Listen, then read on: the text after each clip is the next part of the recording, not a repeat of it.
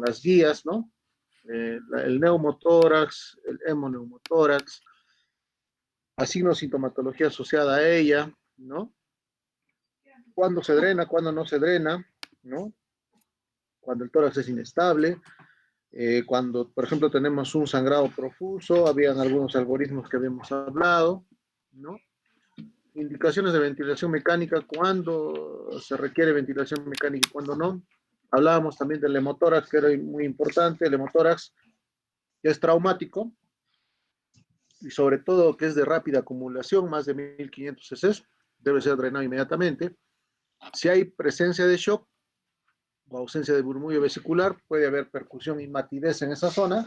Por supuesto, procederemos a hacer un drenaje y luego monitorizar el sangrado. Este algoritmo es muy interesante porque con este algoritmo podemos ver si tenemos un paciente con hemotórax, por supuesto en la placa vamos a ver una radiopacidad basal, puede haber shock, una disminución de la media, de la presión media menos de 40, 50, no va a haber respuesta a reposición de volumen, va a seguir sangrando el paciente, nosotros vamos a intentar reponerle volumen y no vamos a lograr estabilizar. Quiere decir que un vaso arterial, un paquete vascular importante está sangrando y que va a requerir exploración o toracotomía dependiendo del deterioro. Vamos a ver que si el sangrado o el hemotórax llega a 1500 a más, pues es probable que tengamos que hacer una toracotomía, ¿no? Entonces, ese es el tema. Muy bien. La toracotomía dependerá obviamente de lo que encontremos. Según los hallazgos, tendremos que hacer una de repente rafía pulmonar, resección pulmonar, una reparación de algunas estructuras anatómicas dañadas, dependiendo de la zona de sangrado. Por lo general, son las arterias intercostales son las que producen mucho sangrado. Entonces, eso por un lado.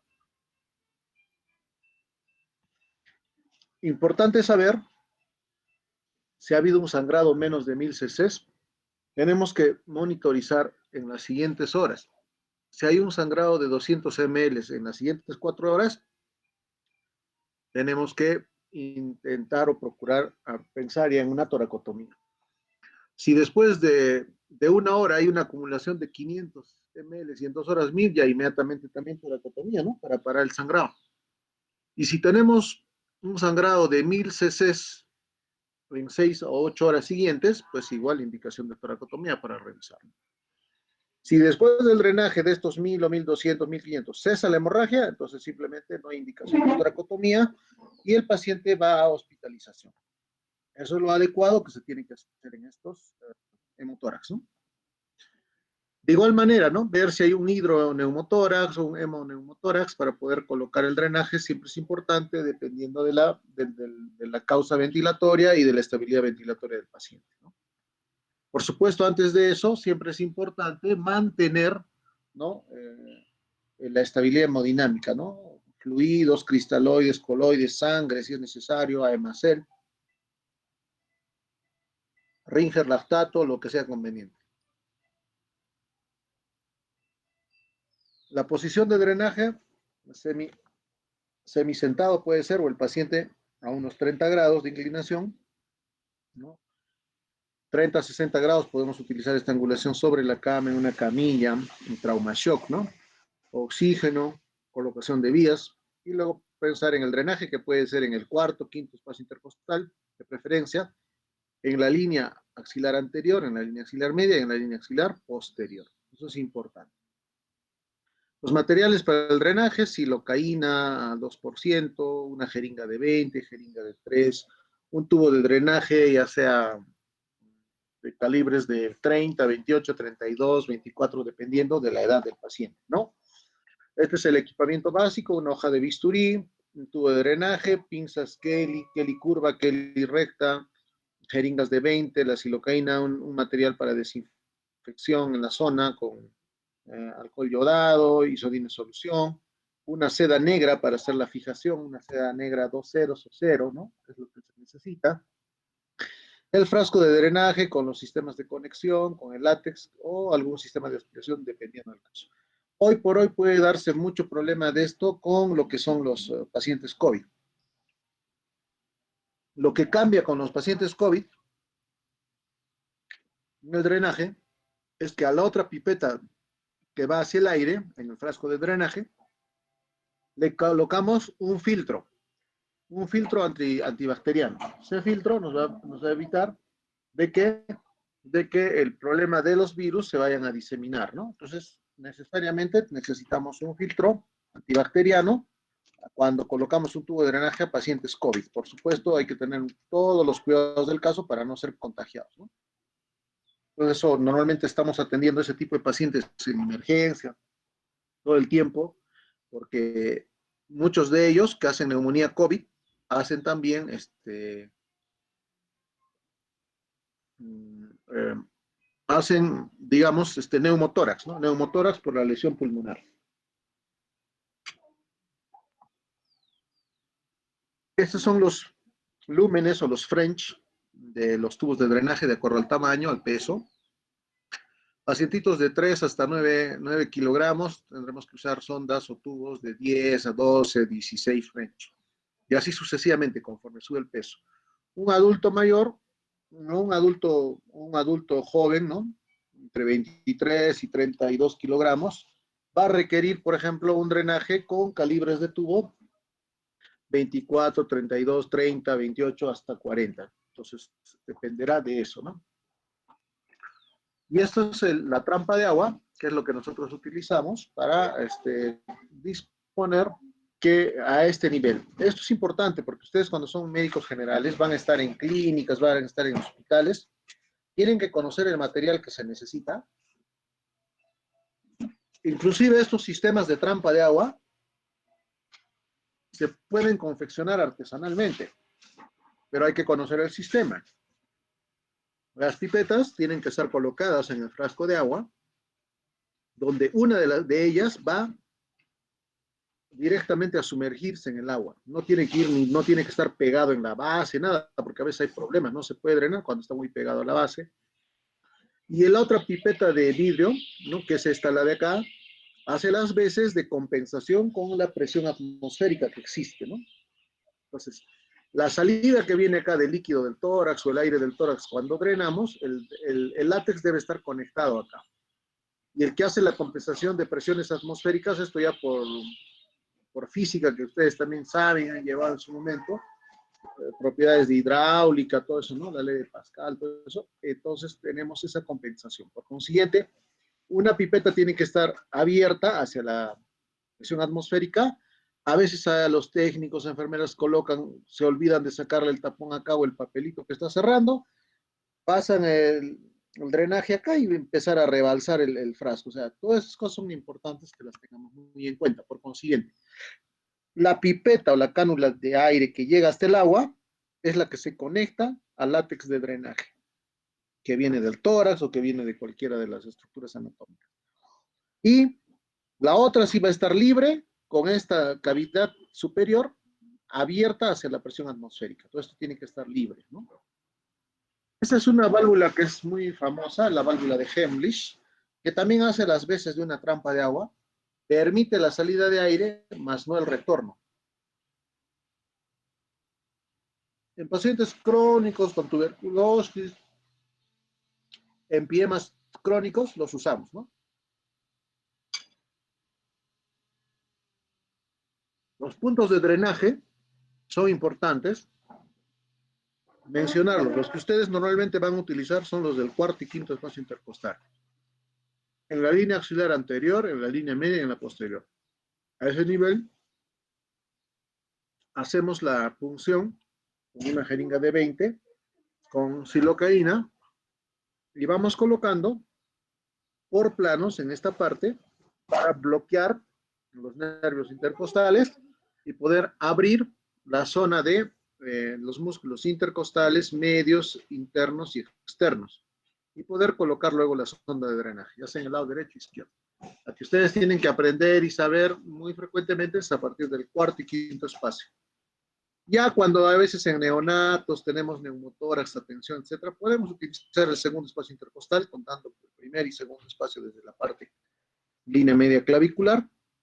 También se pueden colocar algunos drenes, pero un poco más cortitos, ¿no? Pero los que ustedes tienen que aprender de primera instancia son los que se colocan a nivel del cuarto y quinto espacio intercostal. la sonda o el tubo de drenaje, que puede ser de látex, siliconados, hay de varios materiales que son adecuados para este tipo de procedimientos, ¿no? Igual los puntos de fijación se pueden hacer suturas en U, doble sutura, una sutura simple, dependiendo de la escuela en realidad, ¿no? Para niños en el INCOR, por ejemplo, usábamos este tipo en U, ¿no? Para los cardiópatas, pacientes que son pequeños, ¿no? Son un poco más seguros. Y los simples, como en este caso el de acá, se puede usar en adultos, ¿no? Que comprende un poco más no jalarse el tubo, que tiene que tener cuidado con el drenaje, el paciente un poquito más, digamos, despierto, lúcido, orientado, ¿no? En cambio, un paciente que por supuesto está en trauma shock, que está con excitación psicomotriz, etcétera, pues obviamente colocamos un doble sistema de seguridad para que el DREN no se lo jale, ¿no? Aquí tenemos una placa de tórax, es una placa de tórax simple donde hay un neumotórax a tensión en el lado izquierdo. Fíjense acá, está colapsado el pulmón izquierdo, el derecho se ve, acá está la trama vascular, ¿no? Acá prácticamente la línea media un poco desplazándose hacia el lado derecho y es un neumotórax a tensión. Se coloca el tubo de drenaje en esta zona y luego se espera que expanda, ¿no? Entonces es importante. Bueno, acá hay un link que obviamente se los vamos a pasar para que ustedes lo tengan a la mano, ¿no? Y puedan también compartir algunos videos que se tienen de los drenajes, ¿no? Ese es el sistema que les decía, ¿no? Bueno, este es bien rústico, casero, existen ahora un poquito más diseñados o que uno lo puede acondicionar, pero vemos acá que el látex llega a la pipeta que va hasta el agua, ¿no? Y la otra pipeta está libre hacia la atmósfera para que haga justamente esa compensación de presiones entre la presión atmosférica y la que viene del DREN, ¿no? Y entonces, bueno, acá se fija, hay varios sistemas, hay algunos otros frascos que son un poquito más seguros, pero bueno, es más o menos a veces lo que se tiene en algunos hospitales, ¿no? El taponamiento cardíaco es otra de las emergencias donde uno tiene que pensar en hacer una pericardiotomía o una toracotomía, ¿no? Y revisar si hay una lesión del ventrículo derecho, del ventrículo izquierdo. Hacemos una pericardiocentesis. La pericardiocentesis se, se realiza en el espacio del quinto espacio intercostal, ¿no?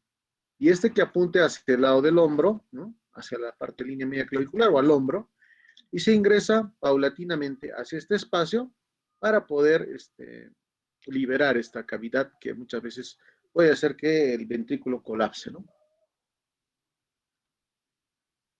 El pulso también, cuando hay taponamiento cardíaco, hay unos signos importantes que ustedes tienen que saber: ruidos cardíacos apagados, habrá hipotonía a ese nivel, distensión venosa, ingurgitación yugular grado 1, grado 2, grado 3, dependiendo de si está haciendo ya taponamiento pericárdico.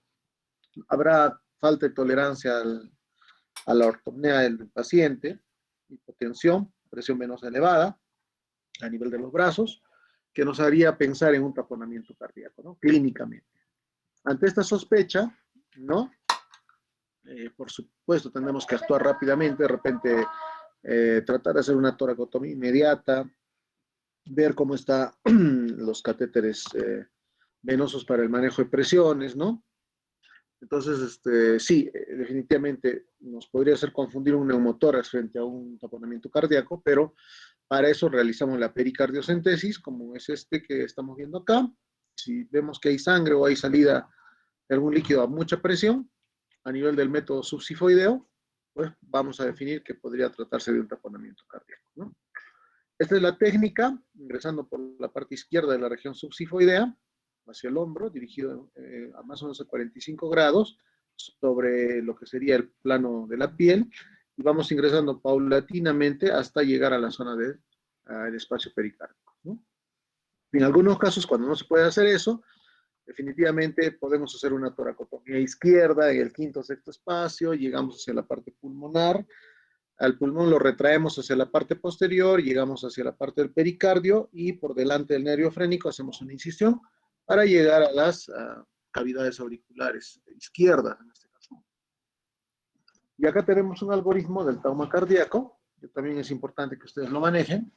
Lo importante es siempre el ABC que tenemos que manejar al principio para cualquiera de estos pacientes. Si el paciente está hemodinámicamente estable, quiere decir que la presión media está entre 60, 50 más o menos, bueno, vamos a valorar con un ecofaz o una ecocardiografía la necesidad o no de una toracotomía, ¿no? Si en la ecocardiografía no hay taponamiento, es negativo, no hay colapso de aurículas ni de ventrículos, por consiguiente, el paciente no va a requerir sala. Si hay una duda, podemos hacer una ventana subsifoidea, vale decir, un corte pequeño en la parte inferior al apéndice sifoides o al lado. Retiramos el apéndice sifoides y llegamos hasta lo que es el pericardio para hacer una punción directa y ver si hay sangrado o no. Si la ecocardiografía menciona que hay colapso de cavidades y hay taponamiento, hay signos de taponamiento cardíaco, quiere decir una ecocardiografía positiva, entonces vamos a sala de operaciones, ¿no? Para una toracotomía, etcétera, ¿no? O a veces de repente va a requerir una cardiografía, ¿no? O sea, colocar puntos en el ventrículo o en la aurícula, dependiendo de la lesión. Y también vamos a una toracotomía o sala de operaciones si es que hay una descompensación hemodinámica. Es otra necesidad de hacer cirugía en lo que sería trauma cardíaco, ¿no? Es lo que les decía, ¿no? Se apertura el tórax izquierdo, se replega el pulmón hacia la parte posterior y atrás, como está haciéndolo acá con esta mano. Acá tenemos el nervio frénico. Por delante del nervio frénico aperturamos, ¿no?, el saco pericárdico para llegar al ventrículo o a la aurícula.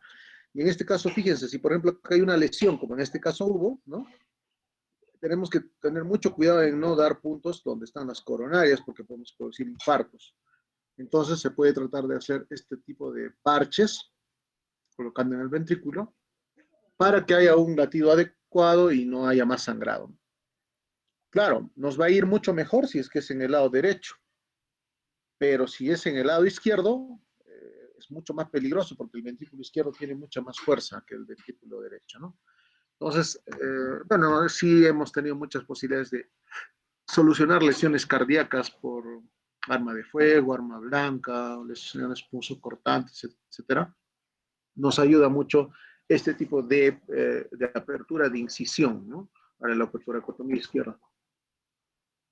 Bueno, y en algunos casos, cuando ya hay demasiado sangrado, pues tratamos también de hacer un clampaje, ¿no? Un clampaje a nivel de la aorta, que está al lado izquierdo del hemitórax, en la parte iliar, que está el arco aórtico. Podemos hacer alguna especie de clampaje acá y abajo, arriba, para que se dé la posibilidad de solucionar este sangrado, que a veces, si es una lesión de ventrículo izquierdo o la aorta, puede darse una exsanguinación, ¿no? Bien, entonces, a ver, si se escucha, díganme, por favor, en un chat. ¿Se escuchó hasta ahí, más o menos? Ok, muy bien, gracias. Seguimos entonces, seguimos. Entonces, eso es lo que podemos ir mencionando respecto a trauma cardíaco torácico, ¿no? Bueno, a veces necesitamos colocar algunos parches hacia los lados de la lesión, ocluyendo con el dígito, con el dedo de la mano, la zona lesionada para poder hacer una triple, 4 sellos en puntos en U, con algunos parches para que no se desgarre el ventrículo, ¿no? Entonces, acá la forma como, por ejemplo, se va corrigiendo a este nivel y abajo, ¿no? Hay una escala modificada del trauma cardíaco, ¿no? Pueden también ustedes recordar que el grado 1 en trauma cardíaco, el grado 2, el grado 3, el 4, el 5 y el 6, va desde anormalidades menores en el electrocardiograma que pueden darse, que son cambios inespecíficos del segmento ST o onda T. Pueden haber extrasistoles ventriculares o supraventriculares o taquicardia sinusal persistente. Entonces, va desde ese grado de lesión, que son a veces poco perceptibles, solamente quizás el EKG nos puede dar algunos datos, hasta el grado 6, que es una abulsión cardíaca, cuando hay pérdida de sustancia de parte del corazón, y acá se ve que hay una mayor pérdida de tejido mayor al 50%. Entonces, esta escala podrían también recordarla cuando hablamos de trauma cardíaco. Muy bien. Y esas estructuras siempre recordarlas, ¿no? Cómo están presentes. ¿Cuál se antepone? ¿Cuál está más arriba? ¿Cuál está más abajo? Acá se entrecruzan siempre la aorta con la arteria pulmonar, la vena cava superior, el tronco bronquial derecho, tronco bronquial izquierdo, se une a la carina en su momento, luego está el esófago a un lado y la aorta hacia la izquierda, ¿no? Eso también es importante recordar, la distribución anatómica axial, cuando vemos la necesidad de hacer alguna intervención quirúrgica, ¿no? En lo que son revisiones secundarias podemos ver otros aspectos, ¿no?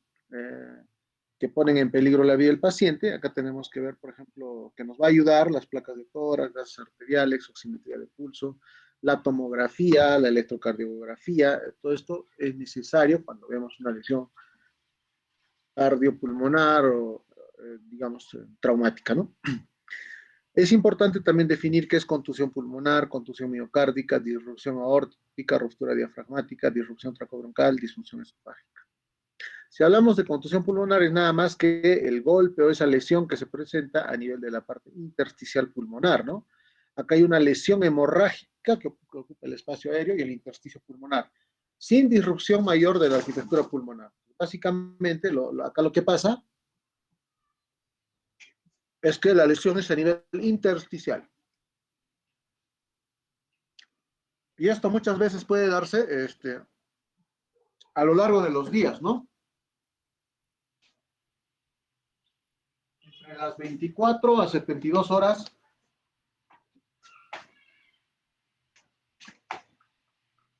de haberse producido la contusión o la lesión traumática, ¿no? Esto se puede ir dando con los días y una contusión pulmonar se puede presentar entre inclusive hasta las 72 horas. Por eso que un trauma cardíaco, torácico, siempre es bueno que al paciente lo observen siquiera esas 72 horas. No tenemos que confiarnos en que pueda de repente el paciente irse a las 24 horas, 48 horas, que hemos tenido casos, a veces de repente por inexperticia o inexperiencia, ¿no? Los residentes a veces después de la especialidad mandan a su casa al paciente a las 24 horas por necesidad de cama, tal, pero luego vienen con un problema mayor, que es la contusión pulmonar, y que puede tener grandes problemas a la larga, ¿no? Y llegando inclusive a inestabilidad pulmonar, ventilatoria y fallecer estos pacientes con contusión pulmonar. Entonces, ¿por qué se da la contusión pulmonar? Por la ruptura alveolar y de los vasos sanguíneos y microcapilares también a ese nivel, ¿no? Entonces, eso puede producir como consecuencia, por supuesto, un edema y una mayor lesión intersticial con los días, ¿no? El mecanismo puede darse por lesiones de fuerzas desgarrantes, por fuerzas compresivas directas, cualquiera de estas, ¿no? Las fuerzas desgarrantes, ¿no? Puede producir, por ejemplo, lesiones de estallamiento, ¿no? Que eso es algo también bastante delicado en muchos casos. A nivel intersticial hay estallamiento y una mayor posibilidad de tener contusión pulmonar. Las fuerzas compresivas directas, en las que el tejido pulmonar está aprisionado entre dos elementos o paredes anterior y posterior del tórax, puede darse como por ejemplo en accidentes automovilísticos, ¿no? También en un accidente automovilístico es muy probable que se presente una contusión pulmonar, ¿no? Bueno, claro que sí, entre cualquier lesión pulmonar, ya sea directa, indirecta, de compresión, desgarrante, uno puede sospechar en contusión pulmonar. ¿Cómo valoramos la contusión pulmonar? No solamente con la clínica, la desaturación, sino también a los gases arteriales. Nos ayudan mucho a determinar si el paciente está entrando o no en un problema de contusión pulmonar, ¿no? Entonces, hablamos de contusión pulmonar, injuria pulmonar o de repente simplemente una lesión que va siendo sucesiva con las horas, lo valoraremos de acuerdo a los gases arteriales, por ejemplo, ¿no? Podemos tener algunos signos y síntomas inespecíficos, como la disnea, hemoptisis, taquifnia. A la auscultación podemos auscultar roncantes, sibilantes, sí, efectivamente, crépitos, subcrépitos, inclusive, subcrépitos sobre todo, que con el paso de las horas se puede ir presentando cuando hay contusión pulmonar.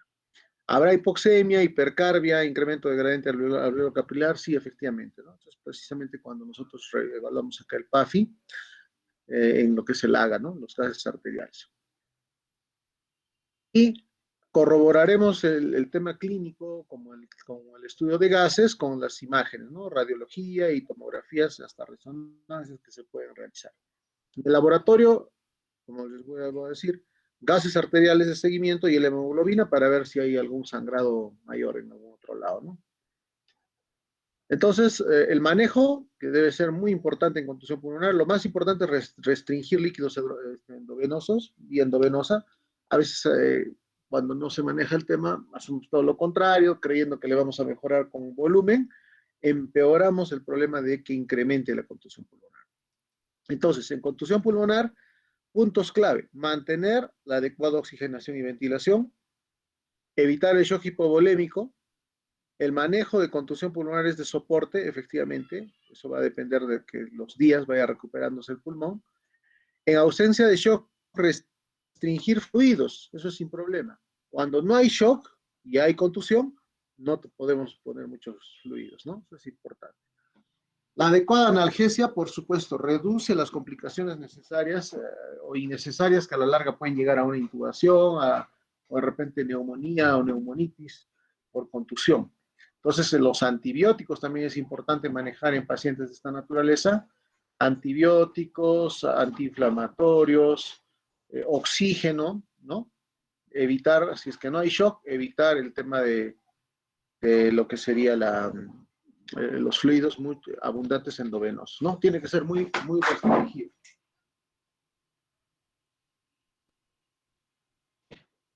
Muy bien, entonces eso es importante. De igual manera, estos pacientes muchas veces requieren utilizar una intubación de doble lumen para un manejo más adecuado del PIB, por ejemplo, en los ventiladores mecánicos, ¿no?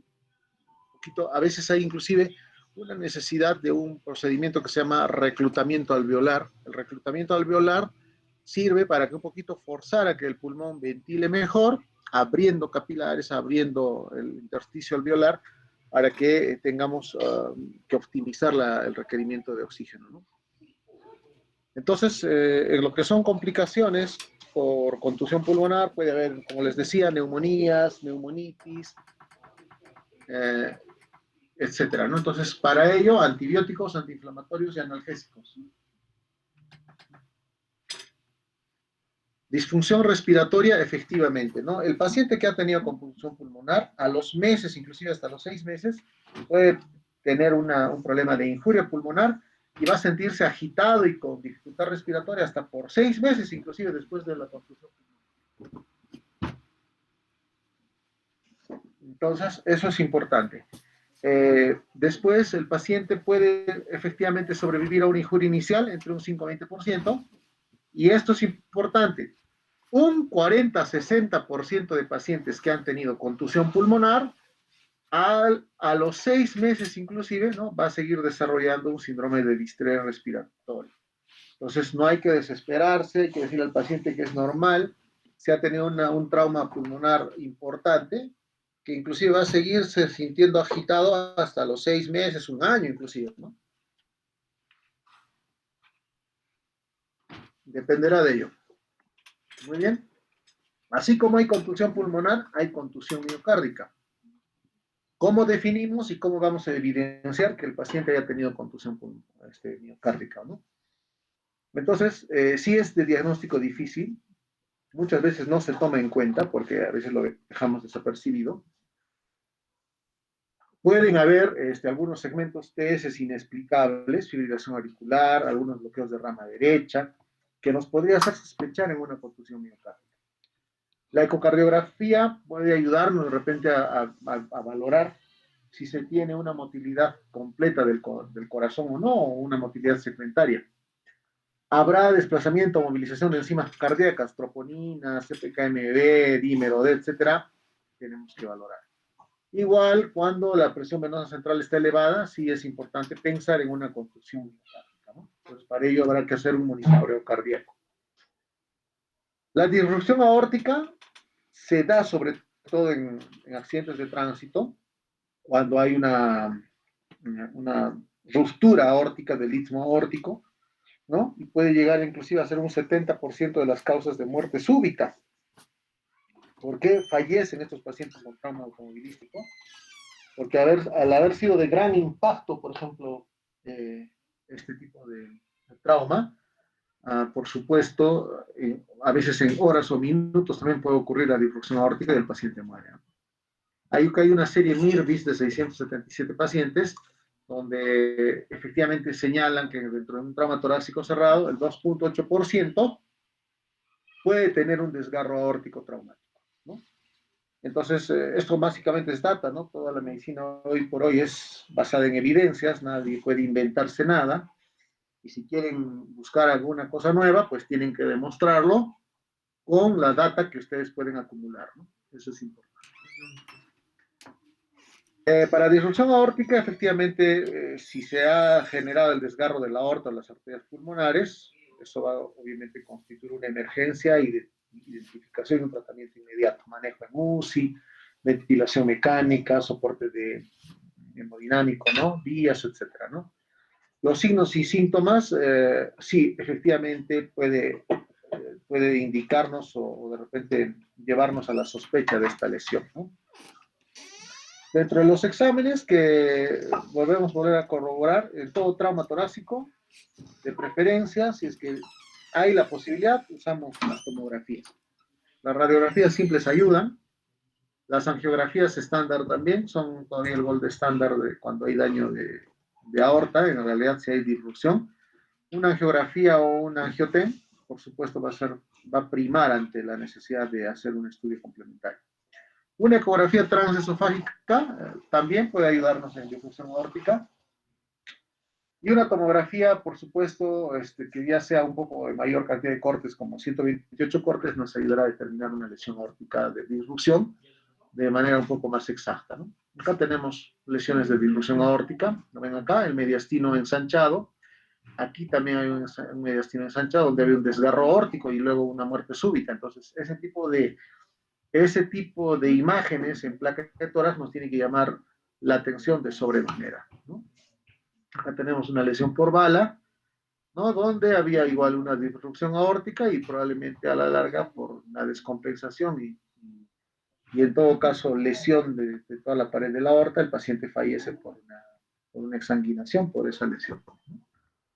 Aquí tenemos unos estudios por cateterismo, angiografías, donde vamos a poder identificar lesiones a nivel de la aorta, ¿no? Ruptura traumática del diafragma también es otro de los casos que uno tiene que revisar, ¿no? El trauma puede ser cerrado, un trauma penetrante. En ambos casos se pueden dar lesiones diafragmáticas, ¿no? En trauma cerrado pueden presentarse lesiones radiales en el diafragma, que posteriormente se hernia, y en una penetrante pueden ser pequeñas perforaciones que con el tiempo tienden a herniarse, ¿no? Una ruptura traumática diafragmática puede llevar, digamos, en un principio al error diagnóstico, viendo que hay un diafragma izquierdo elevado, una dilatación gástrica aguda, un neumotórax lobulado.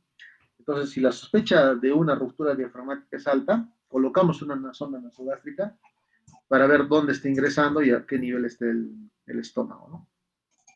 Si aparece la sonda nasogástrica en el hemitórax izquierdo, tenemos que hacer estudios con contraste, ¿no? Por supuesto, a nivel del esófago, estómago, duodeno, ¿no? O una angiotomografía dinámica que también se puede dar para poder definir si la lesión diafragmática está presente o no.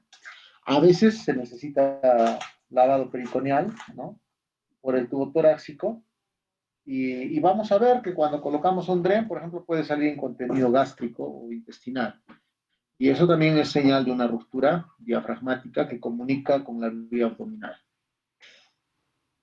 Esta es una escala de lesiones del diafragma por la American Association for Surgery Trauma. Estamos hablando de 5 grados, ¿no? Donde precisamente el grado 1 habla de contusión, el grado 2 laceración igual a 2 centímetros, la laceración en el grado 3 tamaño de 2 a 10 centímetros, en el grado 4 la lesión será mayor a 10 centímetros y pérdida de tejido menor a 25 centímetros cuadrados, y una lesión grado 5 habrá pérdida de tejido mayor a 25 centímetros cuadrados, ¿no? Pueden ser diferentes tipos de lesiones que se vayan a dar en el diafragma, ¿no? Se puede ver también algunos neumediastinos, ¿no? Que también se tienen que valorar en su momento. Indicaciones para cirugía temprana, cuando hay un estado de choque continuo, una hemorragia prolongada, escape de aire con gran intensidad para oxigenar o ventilar ambas cavidades pulmonares, sospecha de lesiones vinculadas al corazón, grandes vasos, esófago, diafragma u órganos abdominales, también tendrá una indicación de cirugía temprana. Entonces, esto es lo relativo a tórax o traumatismo torácico, que digamos está prácticamente completo. Y cuando presentan los casos, como lo hemos estado haciendo en la parte práctica, siempre es importante corroborar con las guías de práctica clínica que lo están haciendo bien hasta el momento, inclusive comparando, ¿no? En hospitales nacionales donde hay mucho traumatismo, mucho movimiento, se ven casos de todo tipo en realidad. También acá yo tenía un par de casos parecidos a estos. En ese momento presentamos un paciente varón de 26 años, casado, policía, ¿no? Tiempo de enfermedad 10 minutos hasta que llegó la emergencia. Un accidente de tránsito, chofer de motocicleta lineal, ¿no? Era un policía de tránsito, efectivamente, y fue auxiliado por bomberos. Llega con pérdida de conciencia, dificultad respiratoria severa, exposición de órganos intratorácicos, sangrado profuso. El paciente llega así, con toda la caja torácica abierta, ¿no? Fíjese ahí, pareciera que ya no hay costillas, no hay nada, que están los lóbulos pulmonares y el corazón en teoría está siendo taponado por coágulos, ¿no? Entonces uno ve esta lesión y definitivamente dice, ¿qué ha pasado? ¿Qué es esto? ¿No? ¿Qué hacemos? Entonces inmediatamente podemos ver formas de manejo. Ver estabilidad hemodinámica, si no, ponerle vía rápidamente, catéteres, venoso central, que puede ser el caso, vía respiratoria, si está ventilando o no, darle el soporte con oxígeno, cámara o bien intubación, ¿no? Entonces, en estas unidades de trauma shock muchas veces tenemos que ver este tipo de problemas, pero es necesario, digamos, el manejo en su momento, ¿no? Entonces, hacer una lesión con exposición más o menos del 40% de todo lo que es el parénquima pulmonar derecho a través de una cavidad de la pared torácica entre 20 a 25 centímetros cuadrados de apertura, abulsión de músculos pectorales, los serratos e intercostales, ¿no? Sangrado moderado de la pared costomuscular, también había en este caso. Shock hipovolémico, fíjense que la presión arterial media está muy debajo de de lo necesario, ¿no? Estamos hablando de una PA de 60 y 30, y si sacamos la media, por supuesto estará menos de 60, ¿no? Llenado capilar disminuido, taquicardia, por supuesto, para compensar la pérdida sanguínea, tiene que haber. Y la saturación de alguna manera, que en Lima debe estar por 90-96%, en ese momento estaba en 85%. Otra posición de la lesión, ¿no? ¿Qué hacer en estos casos?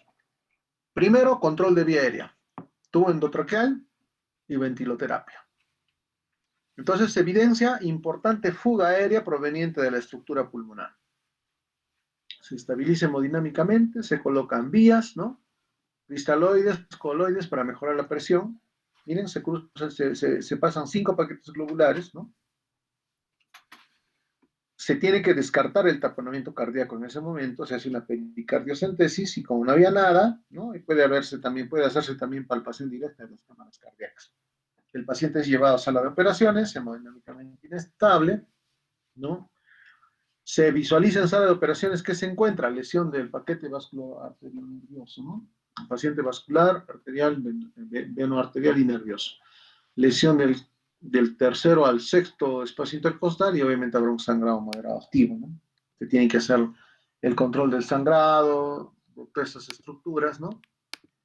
Encontraron también muchas múltiples fracturas desde el arco 3 al 6 y arcos del 7 al 8, ¿no? Contusión pulmonar severa con laceraciones múltiples de 8 laceraciones señala de 3 a 5 centímetros de profundidad, ¿no? Entonces, bueno, y eso es lo que se va analizando y viendo en el intraoperatorio. Habrá adherencias laxas, lesiones a nivel de pared anterior y posterior. El diafragma derecho estaba elevado con dos laceraciones de 1.5 y 2 centímetros que tuvieron que repararse. Laceración hepática de 3 centímetros, ¿no? Hemotoras de 900 que se drenó, se dejaron drenes, se sacaron los cuerpos extraños, un lavado profuso, prolijo. Se hace la coagulación, la hemostasia, pericardiotomía, se abre y se cierra, ¿no? Eso también es importante. Rafía pulmonar, se va a tener que suturar el pulmón, las zonas lesionadas, ¿no? Después las evaluaciones, la evaluación de la lesión también por cirugía general para la rafía del diafragma es importante. El lavado después de eso, mucho más aún, lavado con 12 litros de cloruro, con isodine, colocación de drenes torácicos, uno antero superior y un postero basal, ¿no? Se estabiliza la pared costal con suturas de hilo de alambre, ¿no? Tratando de conformar las costillas que estaban rotas, algunas se pudieran descartar, rescatar, y se hicieron puntos pericostales también, ¿no? Muy bien, y después se tendrá que coberturar el defecto con la musculatura, a veces se hace una especie de colgajos, finalmente se logra cerrar la caja torácica con la piel, tejido celular subcutáneo, ¿no? Entonces eso fue importante en su momento, ¿no?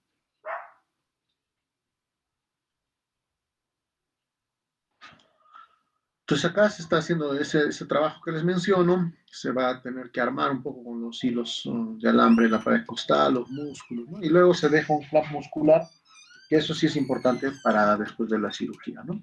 Muy bien. Luego se hace un lavado adecuado, va a oxigenar, isodina y ya nos queda un colgajo, por lo menos ya aparece tórax ahora. Y entonces podemos luego finalmente hacer los puntos de conjunción entre el tejido celular subcutáneo. Se dejan unos drenes laminares y luego se hacen puntos separados, porque si hay infección necesitamos abrir punto por punto para luego lavar, ¿no? La evolución, el paciente evoluciona favorablemente, etcétera, y a la larga el paciente obviamente es dado de alta, ¿no? Es dado de alta, que está en la juntura que se hicieron de los arcos costales, los flaps que dijimos, con los hilos de alambre, los quirúrgicos, y el paciente ya al mes queda en estas condiciones, si bien es cierto, con alguna deformidad, asimetría en el tórax, pero vivo y con mucha posibilidad de seguir haciendo sus actividades, ¿no? Entonces, eso es lo que uno puede comentar cuando ve los casos directamente, ¿no? Entonces, conclusiones en todo traumatismo torácico abierto y severo, tiene que haber una valoración importante de la vía aérea, la parte hemodinámica, ¿no? Pensar en qué cosa es lo que vamos a hacer, entrar con una idea clara, no solamente reparar la pared, sino estabilizar la parte hemodinámica respiratoria, ¿no? Entonces, bueno, son casos que se tienen y bueno, ojalá que en un momento también todos ustedes puedan ya volver nuevamente a las instituciones, a la que se vayan dando las cosas, aunque las condiciones actuales todavía dejan mucho que desear. Y bueno, estamos en ese tema, ¿no? Así que chicos, vamos ahora a dar un espacio para preguntas sobre los casos de trauma, si hay algunas dudas, por el chat nomás, porque no tengo, debo tener que reiniciar la computadora, pero para no hacer eso, espero los chats.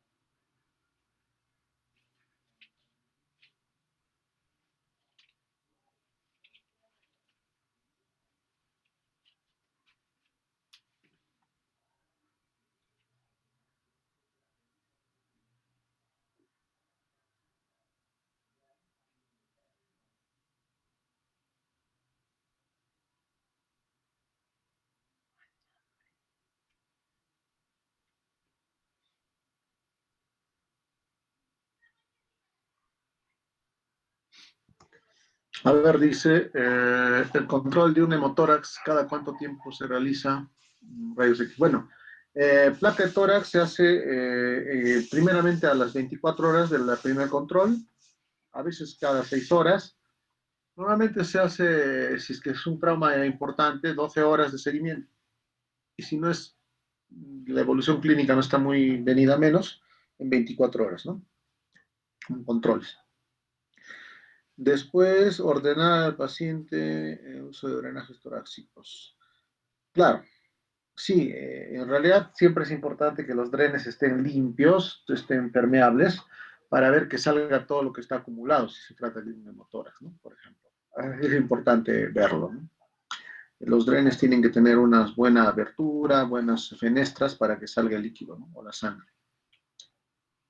¿Las costillas del hemitórax derecho fueron reemplazadas por alambres? Sí, efectivamente, las reemplazamos por alambres y algunas tratamos de hacer una manera de red con las mismas costillas que quedaban, ¿no? ¿Cuál sería la alternativa de toracotomía, por ejemplo, si estamos en rural? ¿Qué hacemos o cómo sería el manejo hasta que llegue el especialista? Mira, a primero que a rural no va a ir ningún especialista en ese momento. De rural lo vas a tener que mandar urgente a un hospital que tenga un especialista. Pero por lo pronto, si es un neumotórax, por ejemplo, atención, por lo menos tienes que colocar un abocado, ¿no? Para que no haya paro respiratorio porque, cardíaco. Porque un neumotórax de atención, por supuesto, entenderemos de que una desviación de tráquea, de mediastino puede generar un paro. Entonces hay que poner un abocado, un pequeño tren, quizás con un sistema así rústico que podamos confeccionar, ¿no? Después dice, ¿cuál sería la alternativa? Ya, a ver, ¿qué dice acá? En caso de hemotórax, ¿hasta qué volumen se puede extraer para no desestabilizar al paciente? Hemos dicho, ¿no? Se coloca el dren y si sale 1500, ahí nomás, de primera intención. Si soltamos y sigue saliendo 2000, no, inmediatamente a sala, ¿no? Eso es importante. Normalmente sale 1000, 1200 y luego para. Y luego ya 200, 100, al día siguiente ya 100, 100, a veces 50. Y el tren se retira a los 2, 3 días cuando ya la estabilidad hemodinámica está bien y el drenaje ya es menos de 50, menos de 30, se saca, ¿no? Entonces, pero sí, por supuesto, si es un volumen abundante, se coloca, ves que ha salido 1500 y sigue saliendo a chorro, inmediatamente a sala, ¿no? Listo. ¿Alguna pregunta más? Muy bien, chicos. Entonces estaríamos hasta acá por hoy, ¿no? Y estaríamos en contacto para la... Creo que tenemos, me parece, si hoy día hemos quedado, que se comunique la delegada. Con algunos de los grupos creo que tenemos pendiente hoy día una clase. Ya estamos hasta acá en todo caso hoy, ¿ya?